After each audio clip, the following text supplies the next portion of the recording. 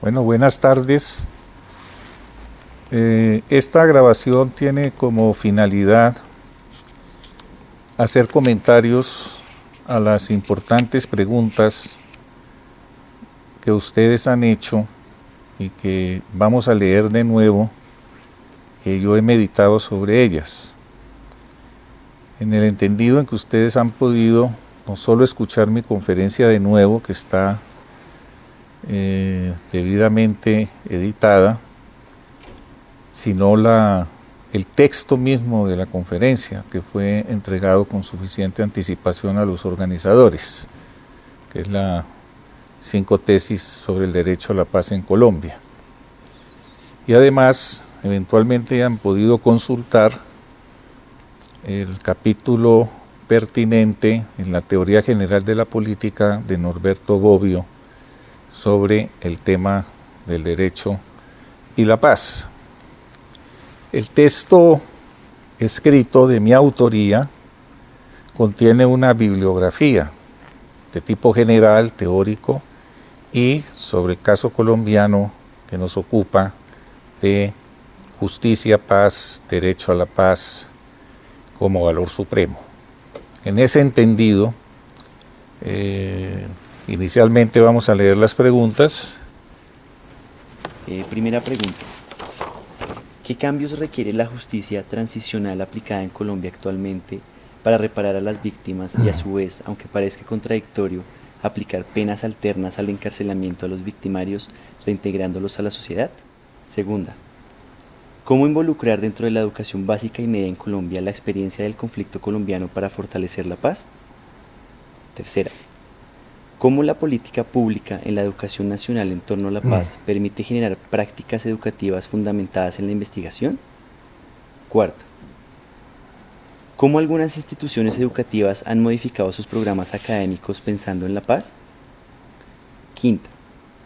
¿Cómo garantizar que la participación ciudadana esté conectada eficazmente con el manejo jurídico del acuerdo de paz? Sexta. ¿Cómo se incorpora el sentido de justicia de las víctimas en el derecho fundamental a la paz? Séptimo. ¿Qué decisiones y/o acciones implica la construcción de la paz para los diferentes actores de la sociedad, Estado, instituciones y ciudadanos? ¿Cómo lograr sistemas de judicialización alternativos en casos donde existen crímenes de lesa humanidad que no aceptan amnistía y a su vez que estos sistemas garanticen el derecho a un reconocimiento de la verdad por parte de las víctimas? Novena. ¿Cómo lograr que la justicia transicional sea efectiva, respondiendo a los intereses de ambas partes, gobierno y guerrilla, y que permita llevar a cabo el marco jurídico en el proceso de paz? Décimo. ¿Cómo la implementación de los proyectos artísticos y culturales posibilita la aceptación y reincorporación de los excombatientes a la vida civil? Y onceava. ¿La justicia transicional ha tenido en cuenta la política de reparación integral de víctimas al momento de construir el marco jurídico para la paz? Y yo voy a agrupar temáticamente el sentido de ellas, no voy a contestarlas una por una. Primero me voy a referir a lo que se corresponde con la educación, porque me parece que es lo que estamos nosotros impulsando, una educación para la paz, una educación en derechos humanos, una educación en democracia. Y nos sirve de hilo conductor para el tratamiento de los distintos aspectos muy finos, muy elaborados, con sentido directo, crudo, para que los temas tengan que ser contestados en forma igualmente directa. La educación en materia de paz en Colombia debe considerarse que está en déficit. No está articulado este tema en los planes de estudio, no corresponde en la jerarquía que tiene para el país una educación en esta materia y los colindantes en derechos humanos y en democracia con las urgencias, con la gravedad del problema nacional. En la universidad igualmente hay un déficit en el tema. Voy a referirme a la Universidad Nacional, que es la que conozco más, pero creo que el diagnóstico es más grave en otras universidades. En la Universidad Nacional hay mucho seminario, hay mucha investigación, hay mucho trabajo educativo, cátedras en torno a los temas de la violencia, la guerra en Colombia y la paz.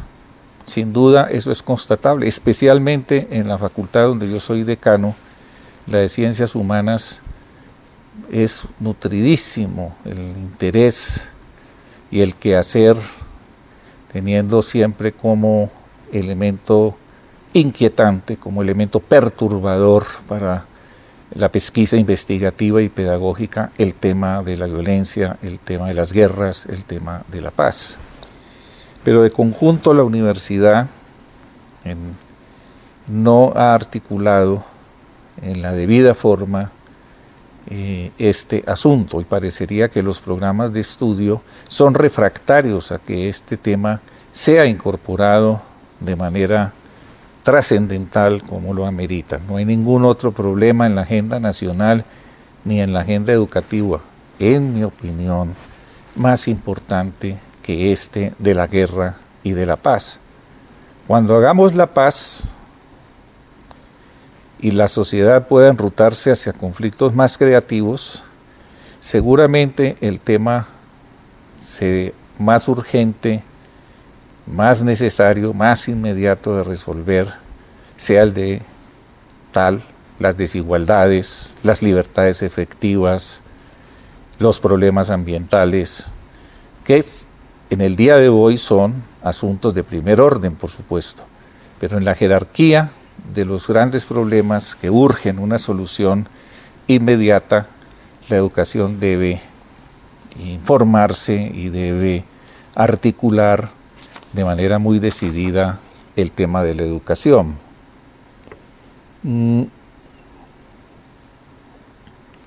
Hay una idea que conviene controvertir, es la idea que no es bueno enseñar en las cátedras, en los colegios, en la educación, el tema de las guerras, que lo que se debe educar es más en los temas de la paz y en los temas del progreso y en los temas de cómo la sociedad va hacia adelante, y que es una mirada equivocada, se dice, darle tanta jerarquía y tanta importancia a los problemas de la violencia y de la paz. Hay autores muy notables en Colombia que dicen, además, porque la sociedad colombiana es principalmente una sociedad que se mueve en el progreso, que mejora, que sus espacios de paz son considerables, que hay democracia, y todo eso es cierto, a condición de precisar que justamente todo eso que es cierto se encuentra profundamente perturbado, limitado, cuestionado,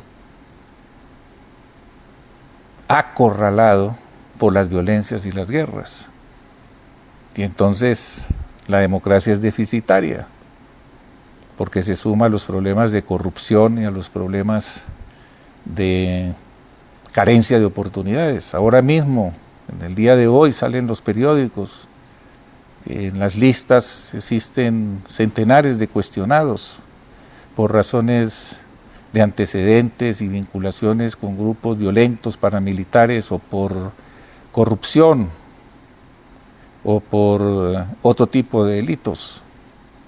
Y las elecciones en Colombia distan mucho de ser elecciones genuinamente libres. Es verdad que existe el derecho a elegir y el derecho a ser elegido, pero las elecciones no son libres plenamente. En la realidad domina el gran dinero, el legal y el ilegal. Entonces, las restricciones que se van presentando a los logros, de decir, bueno, pero el país, de todos modos, vivimos en paz, a condición de que no nos toque a nosotros la guerra. Pero la guerra y las otras violencias, porque aquí estamos analizando una dimensión, que es la guerra de la subversión guerrillera con la del Estado, pero esto se da en un contexto de violencias que se articulan y se interrelacionan en una forma muy significativa. La violencia del narcotráfico, la de las guerras sociales contra los pobres, ahora que ha aparecido con mucha fuerza, de manera alarmante, el exterminio racial de los negros en ciudades como Cartagena, o en el propio Chocó, o en Cali, igualmente en Bogotá, en los barrios del sur, como ha sido documentado en unos programas de televisión muy importantes. Pero están las guerras de la Esmeralda, las guerras del latifundio contra los campesinos, la de la Esmeralda. Es decir, hay unas violencias que forman un contexto mucho más amplio en la cual se mueve el tema de la guerra y de la paz con la subversión guerrillera y en particular con la organización de las FARC. De manera que sí, el tema de la guerra y de la paz sí es un tema realmente muy importante y claro que nos perturba, a nadie le gusta el tema. Todos buscamos tranquilidad para las conciencias y para el cotidiano vivir. Y qué mejor que enseñar solo lo positivo. Pero nos lo advierte con mucha lucidez Norberto Bobbio, autor que yo les recomendé en su obra La teoría general de la política, que tiene un capítulo formidable sobre paz y guerra. Les recomiendo volverlo a leer y volverlo a consultar, estudiarlo. Él se va a referir a este asunto de la educación en la siguiente forma.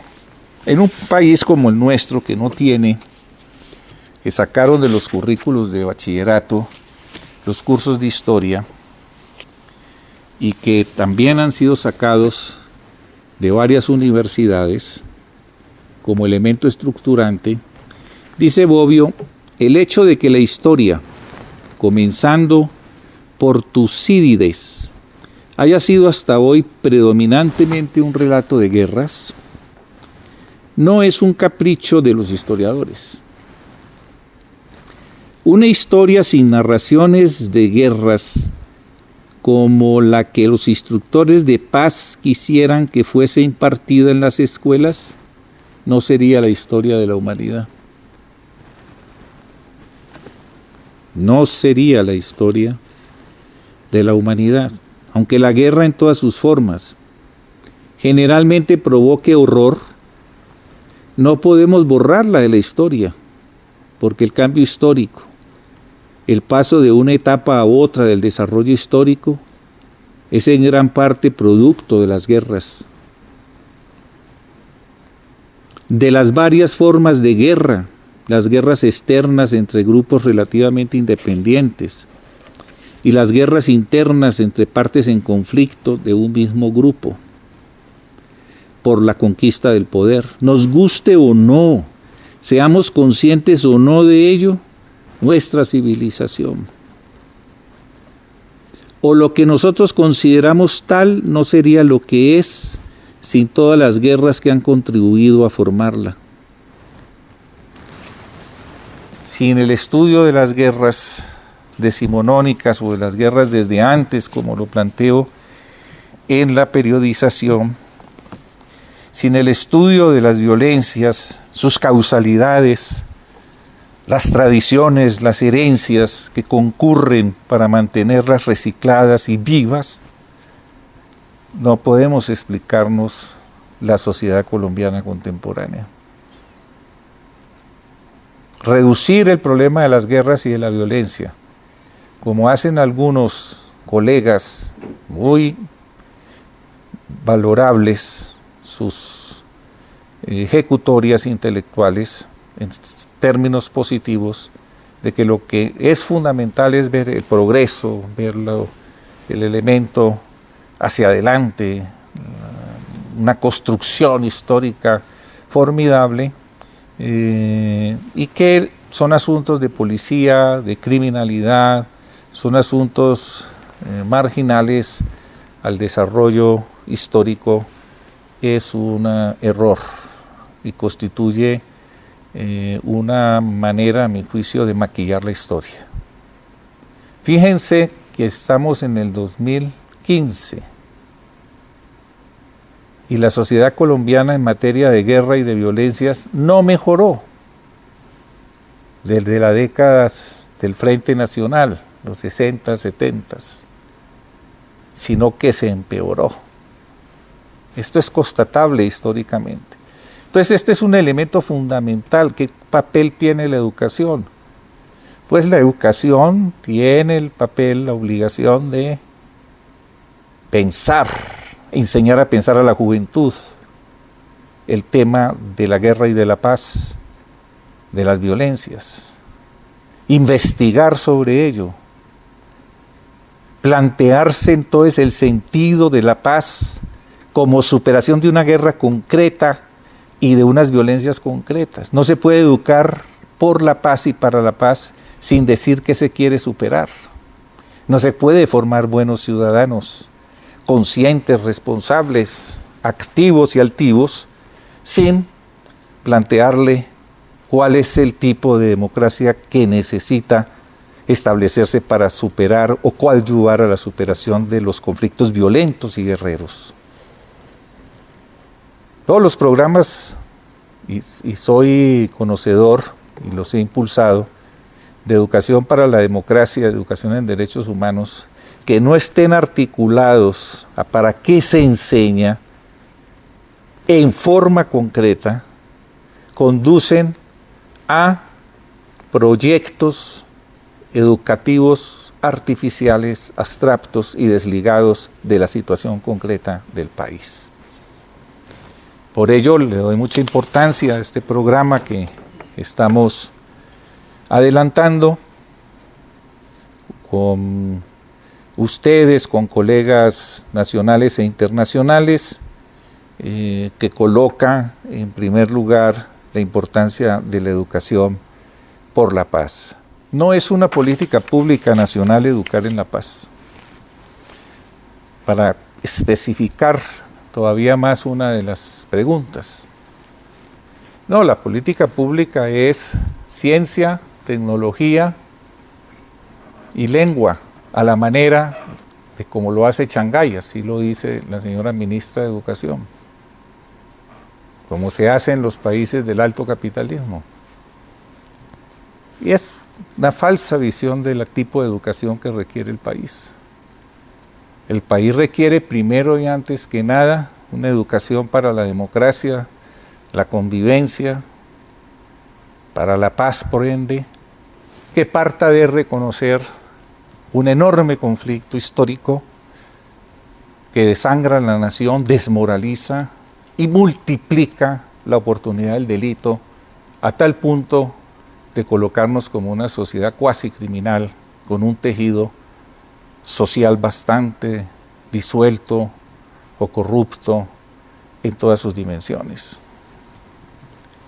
Esto no puede ser una política educativa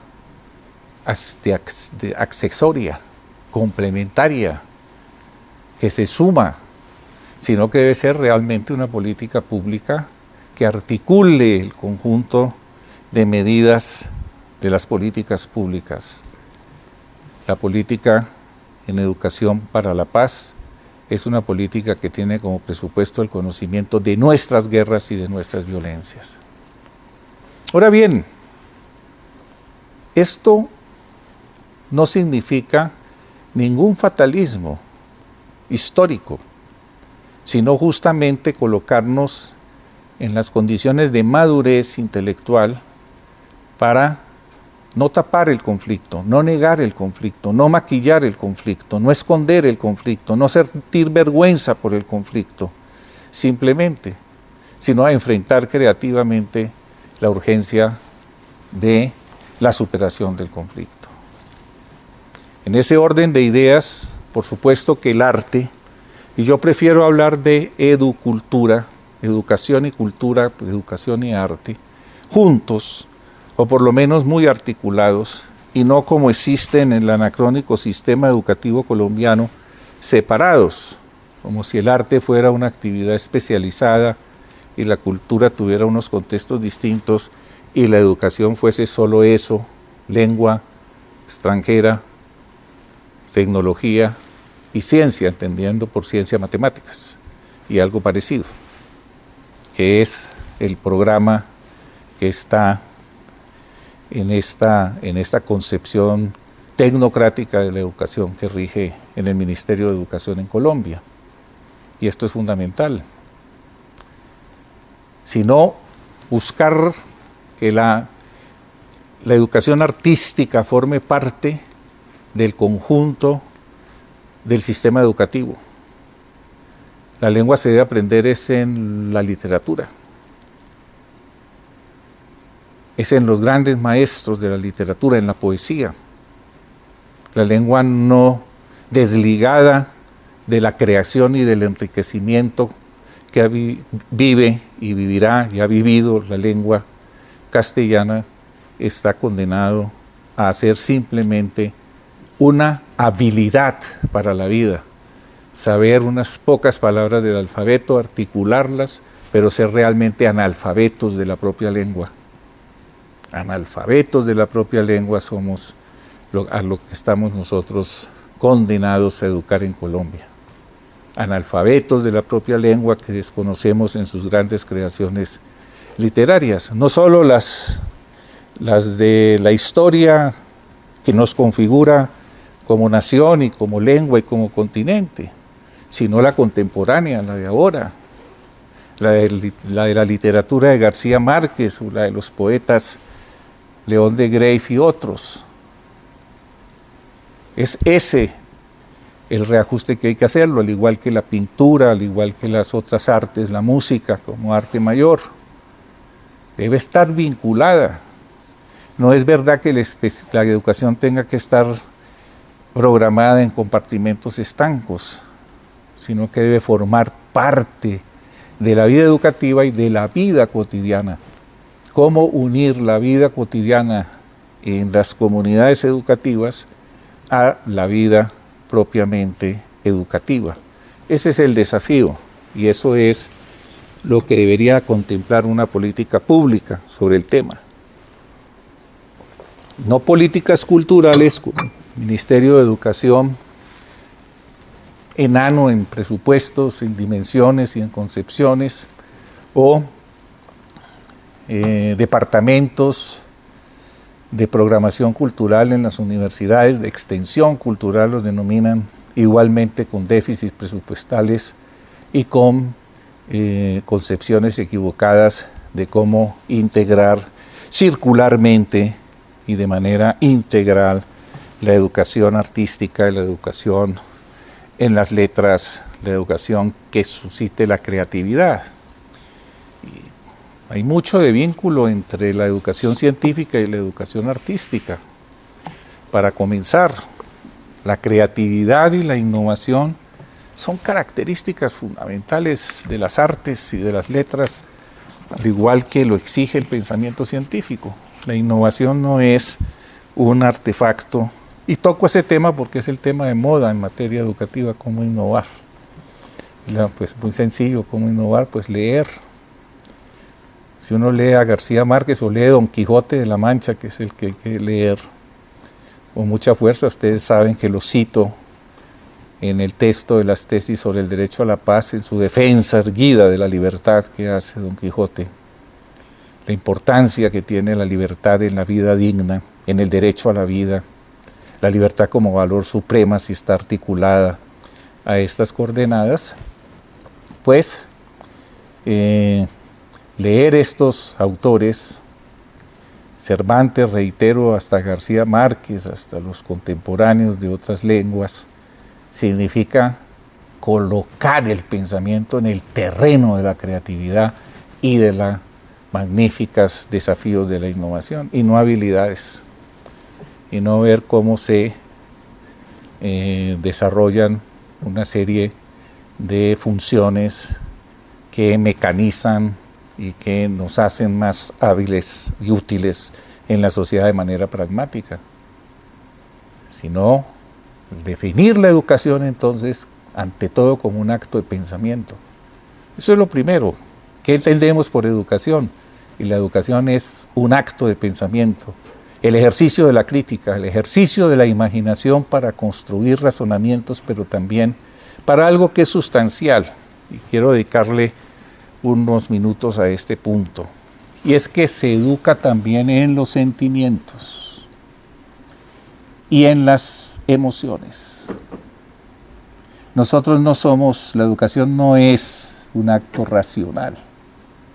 Justamente lo que hace a la educación algo pequeño, que la empobrece enormemente, es haberla reducido a un mero acto racional, a una función de memoria, de formulación, de ejercicios de argumentación, de conocimiento de habilidades, por fuera de que la inteligencia se nutre ante todo y sobre todo de emociones, de pasiones, de dar respuesta a todo ese mundo. Por eso con propiedad se habla de una inteligencia emocional, con propiedad se habla de una inteligencia emotiva y no solo de una inteligencia racional. Esa escisión entre razón y emociones es fatal.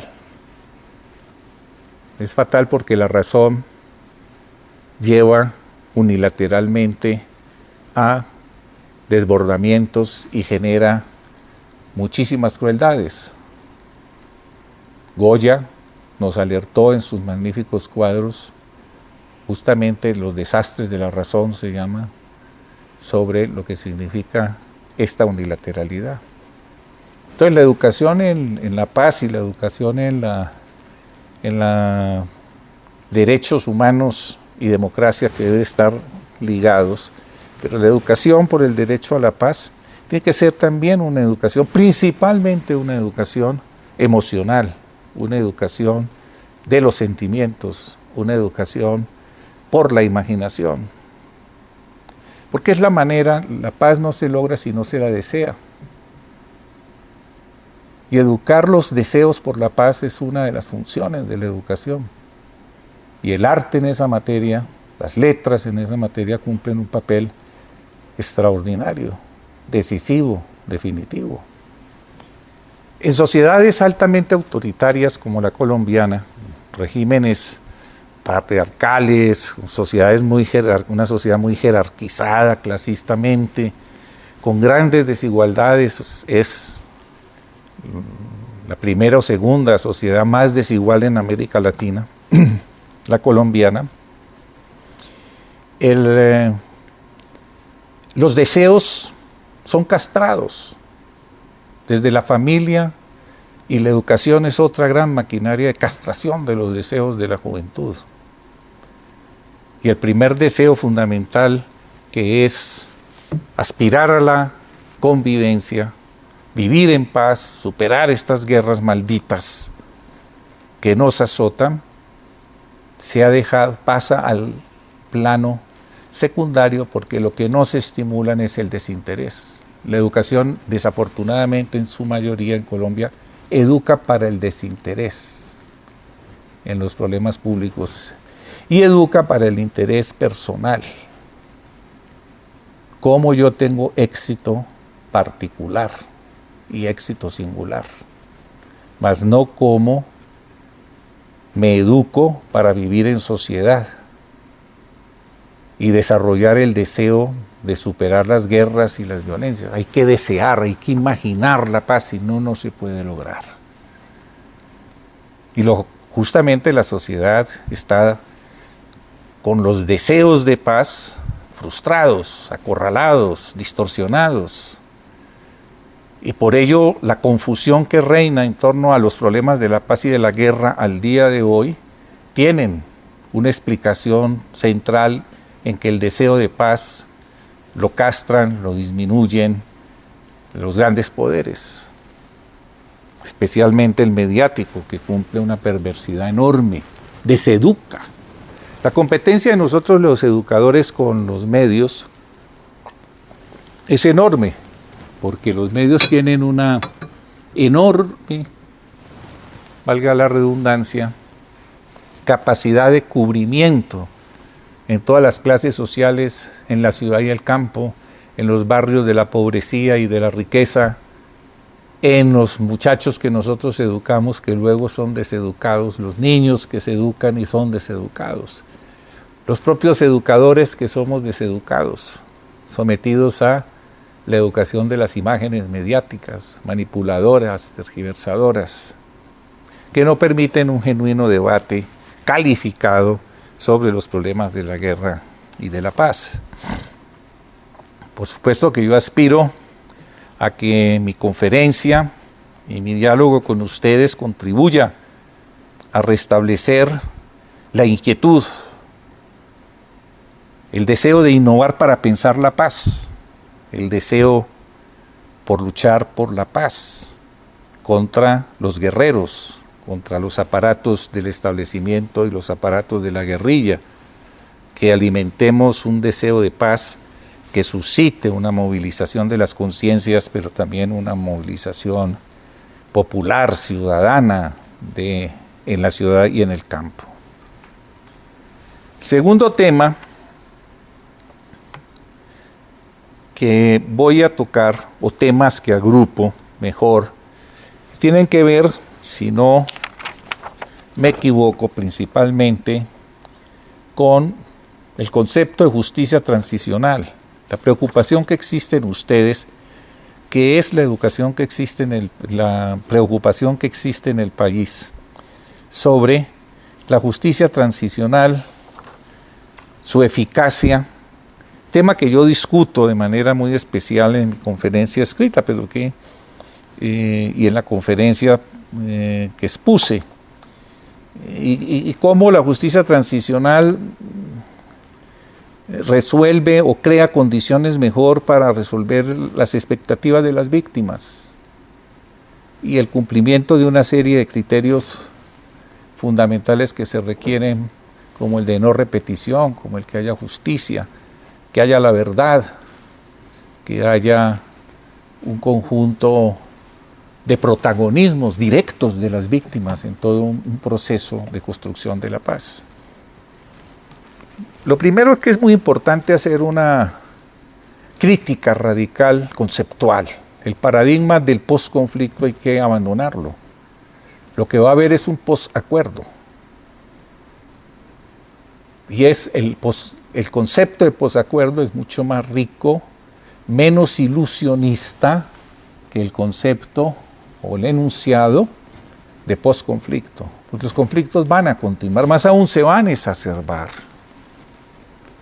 porque los conflictos están reprimidos en la sociedad.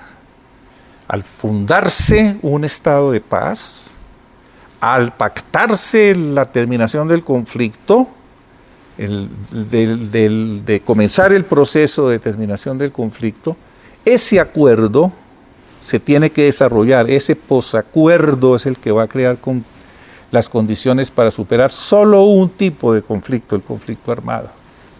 Y solo con una de las organizaciones de las dos que hay guerrilleras. Pero esto es una conquista colosal, lograr la paz con la subversión de las FARC. ¿Por qué? Porque son 50 más y más años de lucha encarnizada del establecimiento contra la guerrilla y de la guerrilla contra el establecimiento que ha costado miles de víctimas, destrucción de bienes, desmoralización, humillación, ofensa, despojo, y que abre oportunidades muy importantes para el protagonismo colectivo de la sociedad en construcción de democracia y de derechos humanos. Y esto es fundamental. Entonces, esa es mi primera propuesta.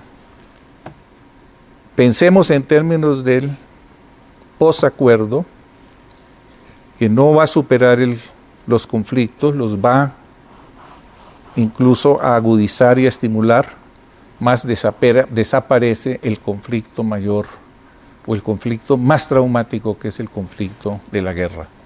En ese sentido, ojalá se homologue una vía creativa para resolver el asunto de el conflicto con el ELN y firmar un acuerdo.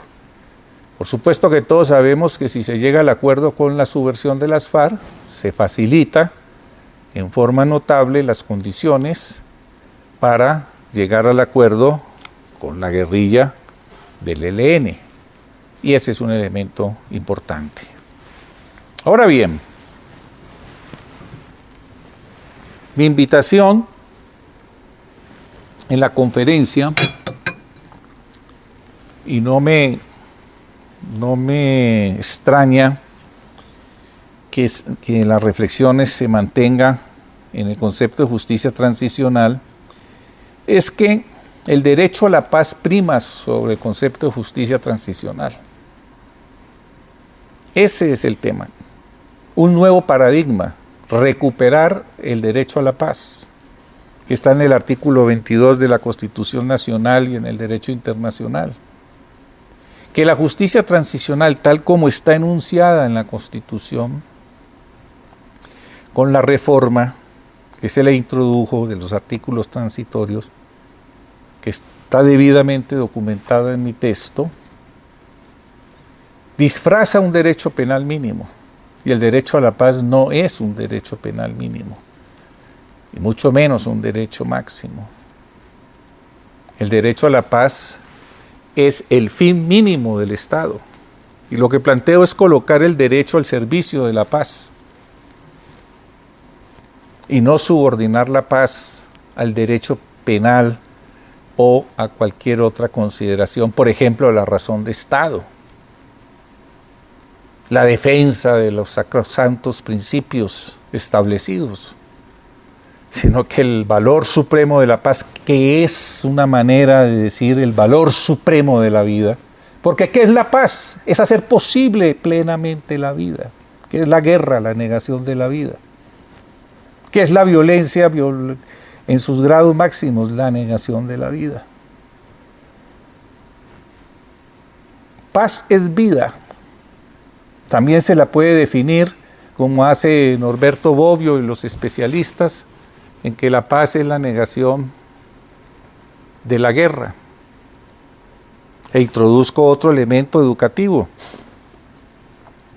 que obliga a que nosotros tengamos que mirar el asunto así.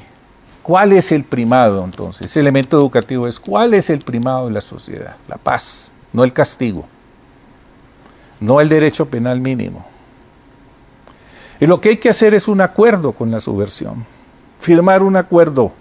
Para ello se necesita reconocer la naturaleza del conflicto.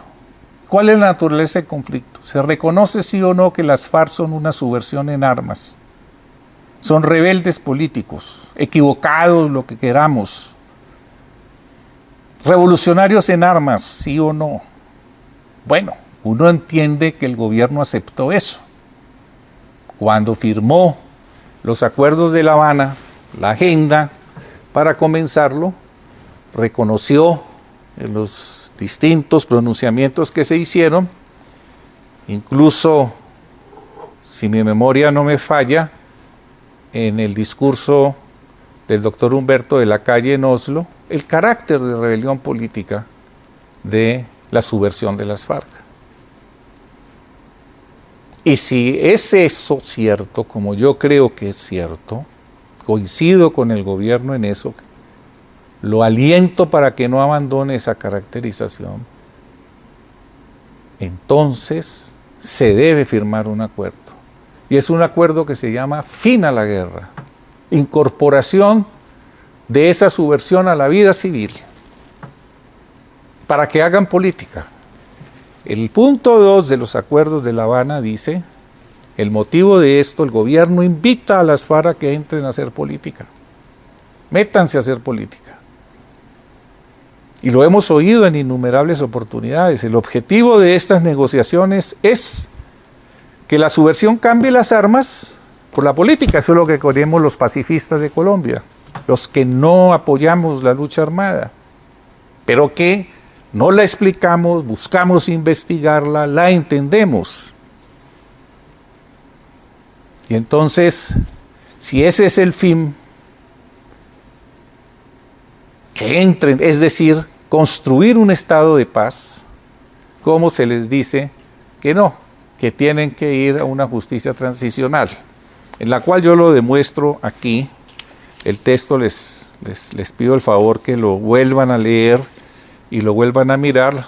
Le introdujeron a la Constitución del 91 unos artículos sobre justicia transicional, que son derecho penal mínimo, y ustedes tienen que aceptar que cometieron genocidios, crímenes de guerra, crímenes de lesa humanidad.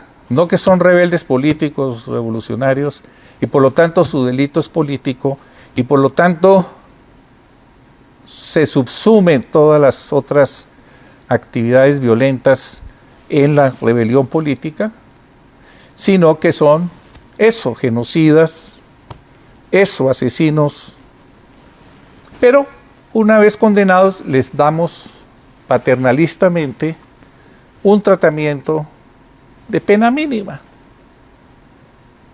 que incluso han hablado puede no ser cárcel, pero barran los inodoros, siembren hortalizas, reclúyanse en un espacio. ¿Quién puede, me pregunto yo, hacer política después de haber sido condenado por esos horrores que significa el genocidio y significa los crímenes de guerra y los crímenes de lesa humanidad? Pues es evidente que se trata de declararles la muerte civil.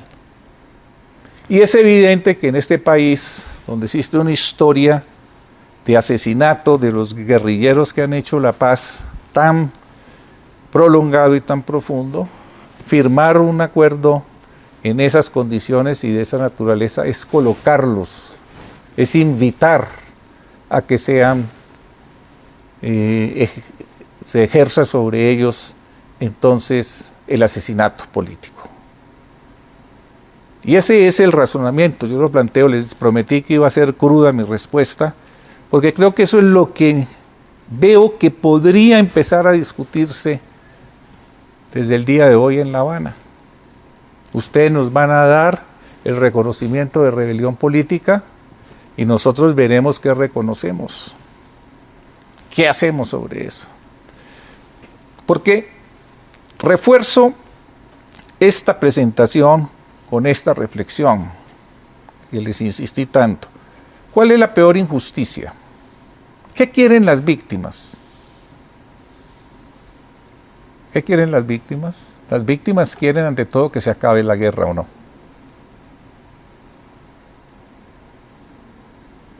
Eso es lo primero. Entonces, la primera manera de satisfacer las demandas de las víctimas es terminar la guerra. Eso es lo primero. ¿Cuál es la primera verdad que necesitan las víctimas? Terminar la guerra. ¿Cuál es la mayor injusticia que existe en Colombia? Peor que el hambre y peor que la sobreexplotación económica. ¿Cuál es la peor injusticia? La más indigna. La guerra, ¿o no? La guerra. ¿Cuál es el principio de toda justicia? ¿Cuál es el principal acto de justicia que requerimos? Terminar la guerra, hacer la paz. Mi invitación es a cambiar de un paradigma, cambiar el paradigma. ¿Cómo se puede comenzar un principio de establecer la verdad lo más amplia posible, precisa, plena para las víctimas, si no hay paz? Y la paz se convierte, como ustedes ven, en el elemento estructurante para poder dar una respuesta cierta y real a las víctimas. No repetición, que nos garanticen que no va a haber repetición. ¿Ah, sí? Correcto. Y si no termina la guerra, ¿cómo se va a dar la no repetición? Si la guerra es un acto de repetición permanente y constante de la muerte. Entonces, mi propuesta es pensar el asunto en otros términos. Como ven ustedes, es el derecho a la paz, no la justicia transicional tal como está en la Constitución. Para mí constituye un error enorme haber hecho esa reforma constitucional que introdujo la llamada marco jurídico por la paz. ¿Y cuál es la fórmula que tiene a mano el gobierno para superar su contradicción? La guerrilla reconoce, a mi juicio, o tiene que reconocer, que no triunfó, lo que es un dato objetivo. 60 años no triunfó y no va a triunfar, no pudo hacer el levantamiento general de la población que pensó iba a lograrlo. No logró la destrucción del Estado burgués. Y por lo tanto, está ahí su oportunidad para entrar a un proceso de paz. Pero lo contrario también es cierto. El establecimiento no logró la destrucción de las FARC ni del ELN. Ese es un hecho objetivo. Si no, no estaríamos en un proceso de paz. Yo cito el testimonio de Enrique Santos Calderón en el texto, él que fue arquitecto principal de los diálogos, hermano del presidente, una figura connotada del establecimiento periodístico y familiar en Colombia, donde dicen, por ahí no era la cosa. Se fue a una negociación creyendo que las FARC estaban derrotadas y estaban buscando simplemente entregarse en mejores condiciones. Dice, nos equivocamos. Las FARC actúan y viven con una regularidad en la vida nacional. No están divididos políticamente. Cometen sus acciones de tanto en tanto. Tienen efectivos. Es verdad que a las FARC se le han dado golpes durísimos, pero no solamente ahora o en el último tramo, históricamente ellos han sido duramente golpeados. La reflexión sociológica es por qué esa guerrilla puede reproducirse y tener tal dinamismo y capacidad de existir.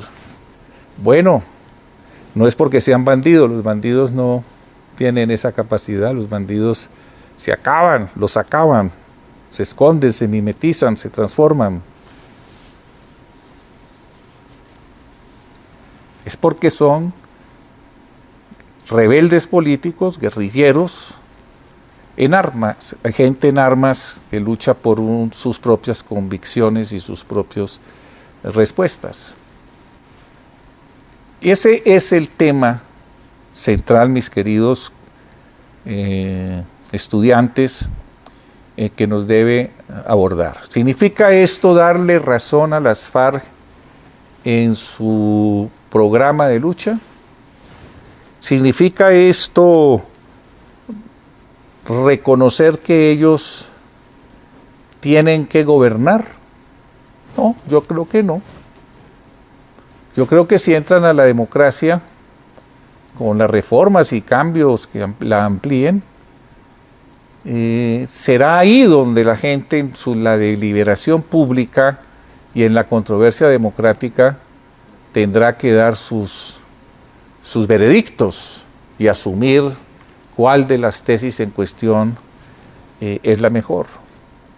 Pero necesitamos a todas luces entender que el tema es un paradigma del derecho a la paz. ¿Cómo ajustar, dicen, lo de la justicia transicional? Hay algunos representantes del sistema igualmente muy importantes, como el fiscal general de la Nación, el doctor Montealegre, que es consciente, él fue el diseñador principalísimo de la justicia transicional en la Constitución y en la ley, que la Constitución cerró. Con la justicia transicional cerraron las puertas a la reincorporación. de los líderes, porque ¿quiénes son los responsables de los genocidios y de los otros delitos? Los líderes.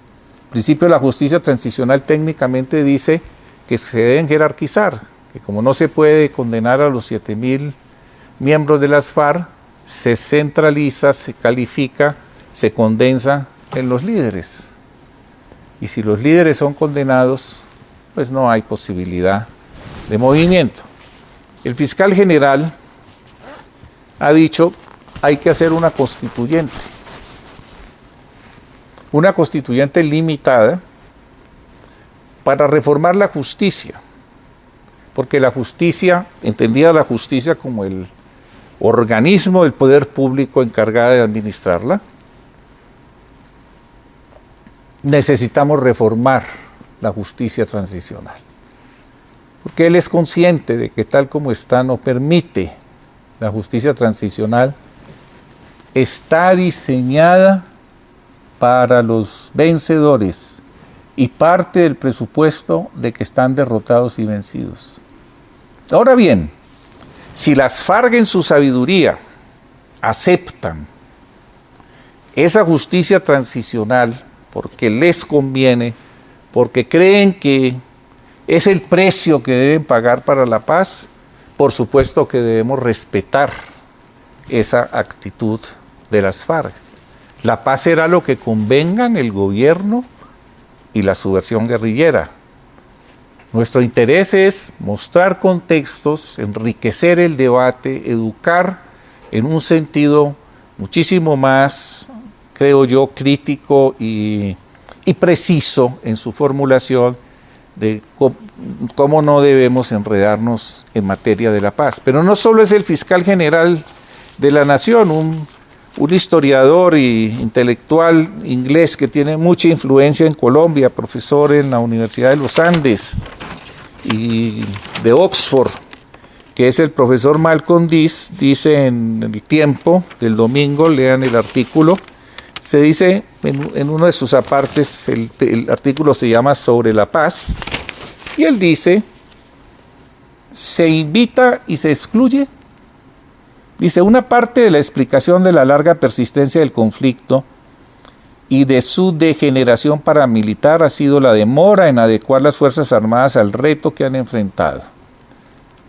La responsabilidad acá es principalmente de los gobernantes civiles. Esto es muy bueno. Forma parte del acuerdo propuesto en el punto 2 de la Agenda de La Habana una invitación a las FARC para participar en política. Y esta invitación inevitable en las circunstancias actuales, sin ella no habría conversaciones, tiene sus consecuencias. Es poco realista invitarlos a participar y al mismo tiempo excluir a sus líderes, entre quienes hay algunos que ya han estado en la vida pública legal, y es poco realista en Colombia invitarlos a hacer política sin acceso a los recursos. Esto lo reconoce el profesor Malcolm Dees en este artículo que salió el domingo en el diario El Tiempo. Bien, el plato está servido, la constituyente.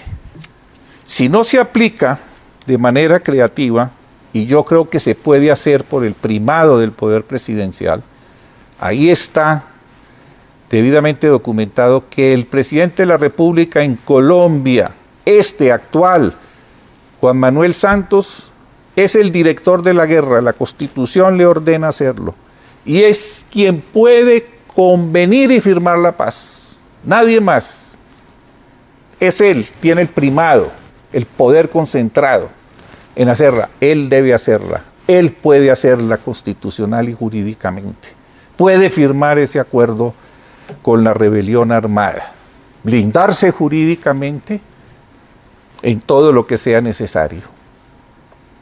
Y una constituyente puede reformar la Constitución o cambiarla, que elimine los obstáculos y las trabas para aclimatar un proceso de paz que permita además abrirle puertas a la otra subversión, la del ELN, y de otros grupos que se dicen están surgiendo como grupos guerrilleros, entiendo, hablan los medios, del EEPL.